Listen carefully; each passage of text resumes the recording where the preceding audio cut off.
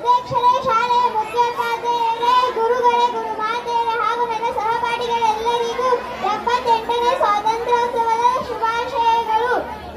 ಉದಯಿಸಲಿ ಮತ್ತೊಮ್ಮೆ ಸ್ವಾತಂತ್ರ್ಯದ ಸೂರ್ಯ, ನೆನಪಿಸುತ್ತ ಸಂಗ್ರಾಮದಿ ಮಡಿದವರ ಶೌರ್ಯ. ಭರತ ಭೂಮಿ ಉದ್ದಗಲಕ್ಕೂ ಹಾರಲಿ ತಿರಂಗ, ಮನೆ ಮನದಲ್ಲಿ ಕುಡಿದೇರಲಿ ದೇಶ ಭಕ್ತಿಯ ತರಂಗ. ಇದು ನಮ್ಮ ಎಲ್ಲ ಭಾರತದ ನಾಗರಿಕರಿಗೆ ಬಹಳ ಪ್ರಮುಖವಾದ ದಿನವಾಗಿದೆ.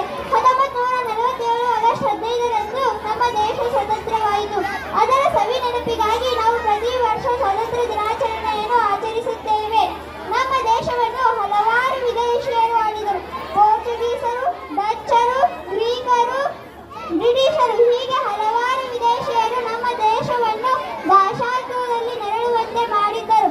ವ್ಯಾಪಾರಕ್ಕೆಂದು ಬಂದು ನಮ್ಮಲ್ಲಿ ಒಡಕು ಮೂಡಿಸಿ ತಮ್ಮ ಸಾಮ್ರಾಜ್ಯವನ್ನು ಸ್ಥಾಪಿಸಿದರು.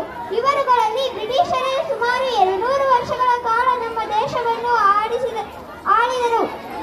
ಹಲವಾರು ಸ್ವಾತಂತ್ರ್ಯ ಹೋರಾಟಗಾರರಿಂದ ನಮ್ಮ ದೇಶ ಸ್ವತಂತ್ರವಾಯಿತು. ಇವರುಗಳಲ್ಲಿ ಸ್ವಾತಂತ್ರ್ಯಕ್ಕಾಗಿ ತಮ್ಮ ಜೀವನವನ್ನೇ ಪಣಕ್ಕೆ ಇಟ್ಟವರಲ್ಲಿ ಬಾಲ ಗಂಗಾಧರ್ ತಿಲಕರು ಸ್ವರಾಜ್ಯವೇ ನನ್ನ ಜನ್ಮಸಿದ್ಧ ಹಕ್ಕು, ಇದನ್ನು ನಾನು ಪಡೆದೇ ತೀರುತ್ತೇನೆ ಎಂದು ಹೇಳಿದವರು. ಗೆಳೆಯರೇ, ಇಂದು ನಮ್ಮ ಭಾರತ ವಿಶ್ವದಲ್ಲಿ ಅತಿ ವೇಗವಾಗಿ ಬೆಳೆಯುತ್ತಿರುವ ದೇಶಗಳಲ್ಲಿ ಮುಂಚೂಣಿಯಲ್ಲಿರುವ ದೇಶವಾಗಿದೆ. ವಿವಿಧ ಜಾತಿ, ಧರ್ಮ, ಸಂಸ್ಕೃತಿ ಮತ್ತು ನಂಬಿಕೆಗಳ ಮೇಲೆ ನಿಂತಿರುವ ದೇಶವಾದರೂ ಎಲ್ಲರೂ ಒಟ್ಟಾಗಿ ವಾಸಿಸುವ ವೈವಿಧ್ಯಮಯ ದೇಶವಾಗಿದೆ.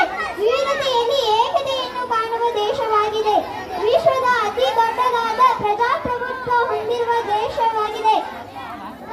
ಉತ್ಕೃಷ್ಟ ಸಂವಿಧಾನ, ಬಲಿಷ್ಠ ಕಾನೂನು ವ್ಯವಸ್ಥೆ, ನಮ್ಮಲ್ಲಿ ನಡೆಯುವ ಚುನಾವಣೆಗಳು ಇಡೀ ಜಗತ್ತಿಗೆ ಮಾದರಿಗಳಾಗಿವೆ.